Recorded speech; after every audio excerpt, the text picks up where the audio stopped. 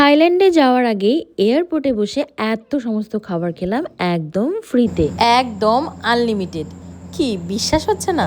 তোমরাও কিন্তু তোমাদের ফ্লাইট কখনো যদি ডিলে থাকে বা আগে থেকে এয়ারপোর্টে পৌঁছে যাও, তাহলে কিন্তু এই সুন্দর লাউঞ্জ বাফেটটা তোমরাও ট্রাই করতে পারো। কিভাবে করবে সমস্তটা বলছি, ভিডিওটা দেখতে থাকো। তো আগের ভিডিওতে তোমরা তো দেখেইছো, আমরা কিছুদিন আগেই থাইল্যান্ডে গিয়েছিলাম। তো সেখানেই যাওয়ার জন্য যখন এয়ারপোর্টে গিয়েছিলাম, এটা দেখো ইন্টারন্যাশনাল যে এয়ারপোর্টের গেটটা, সেখানে আমরা আছি। এর ভেতরেই রয়েছে লাউঞ্জ বাফেটটা। তো এবার আমরা ওখানে যাব আর গিয়ে দেখব কি কি খাবার পাওয়া যাচ্ছে। এই বাফেটটা বিভিন্ন ব্যাংকের বিভিন্ন ব্রাঞ্চের ক্রেডিট কার্ড বা ডেবিট কার্ডেও হয়ে থাকে। তো সেখানে তোমরা একটুখানি দেখে নিতে হবে কোন কার্ডে কি ফেসিলিটি থাকে। তো কিছু না, খুব সিম্পল। এখানে দেখো পেছনে আই থিঙ্ক এই কার্ডগুলো দেওয়া রয়েছে। এইগুলো থাকলে তোমরা এই বাফেটের সুবিধাটা পেতে পারো। তো তোমরাও এরকম একটা কার্ড যদি থাকে তোমাদের কাছে, তাহলে তোমরাও কিন্তু এটা ট্রাই করতে পারো।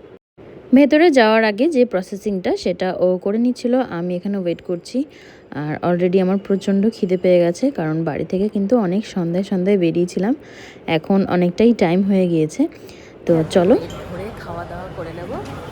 পেট করে খাওয়া দাওয়ার পর তারপরে আমরা ফ্লাইটে উঠবো। রাতে একদম মিসিংতে একদম ওখানে গিয়ে খাওয়া দাওয়া করবো, আর যেন খিদে না পায়। চলো ভেতরে গিয়ে তোমাদেরকে দেখাচ্ছি ওখানে কী কী খাবার দাবার আমরা খেলাম। দেখো ভেতরে গিয়ে আমার সামনেই একদম আমি ডেজার্টের সামনে চলে এসেছি। দেখো আমি ভেবেছিলাম এটা প্রথমে রাইসের কিছু হয়তো, তারপর পরে দেখলাম যে না, এটা পায়েস, কেক, ফ্রুট সেই সমস্ত ওইদিকে রয়েছে। কিন্তু আমার তখন ওইগুলো খাওয়ার একদমই ইচ্ছে ছিল না, তাই আমি সোজা একদম চিকেনের দিকে চলে এলাম। এখানে চিকেনের কিছু একটা রেসিপি ছিল, যেটার নামটা আমার এই মুহূর্তে মনে নেই। আর আমি আর মাম একসাথে খাবো, তাই একটা প্লেটে একদম ভর্তি করে নিয়ে নিয়েছি। আর এখানে দেখো ডিমও রয়েছে। মাম ডিম খেতে ভীষণ ভালোবাসে, তাই আমি বেশ কয়েকটা এগও নিয়ে নিলাম। একবারই সব নিয়ে নিয়েছি যাতে বারবার উঠতে আমাকে না হয়। আর এখানে ছিল পনির আমি অত ভালো খাই না, তবু একটুখানি নিলাম জাস্ট ট্রাই করব বলে। আর এখানে কিছু ভেজিটেবল ছিল, ডাল ছিল, তো এগুলো তো একদমই আমি নিইনি। আর এখানে ছিল একদম প্লেন রাইস, তো এটাই আমি একেবারে পাশে একটুখানি নিয়ে নিয়েছি। এখানে দেখো আরও আর এক ধরনের রাইসও ছিল, তো ওটা তখন নিইনি, পরে আমি ট্রাই করে দেখবো কেমন খেতে। এখানে মামও খেতে বসেছে, ও কারণ ওর ভীষণ খিদে পেয়েছে, সঙ্গে আমারও। তো চলো খেয়ে দেখা যাক। আর এখানে হচ্ছে মাম পরোটা ভালোবাসে বলে লাইভ কাউন্টারে পরোটাও ছিল। তো মামের জন্য দুটো পরোটা বললাম, ও পরোটা খাচ্ছে। আর এয়ারপোর্টে রান্না আমি ভাবিনি অত ভালো হবে, কিন্তু বেশ মোটামুটি ভালোই ছিল, চিকেনটাও ডিমটাও।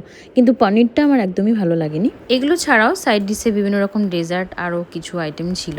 তো তোমরা কিন্তু এখানে বাফেট এনজয় করতে পারো। এরকম এখানে বিভিন্ন সময় ওদের মেনু বিভিন্ন রকম ভ্যারি করে। এরকম নতুন নতুন ইনফরমেশনাল ভিডিও আমার চ্যানেলে কিন্তু তোমরা পেয়ে যাবে, সো ফলো ফর মোর। থাইল্যান্ডের সমস্ত সিরিজ আমার চ্যানেলে আপডেট হবে। আমি একটু পার্সোনাল কাজে বিজি থাকার জন্য তাড়াতাড়ি আপডেট দিতে পারছি না, তোমরা প্লিজ ফলো করে রেখো। Tata bye.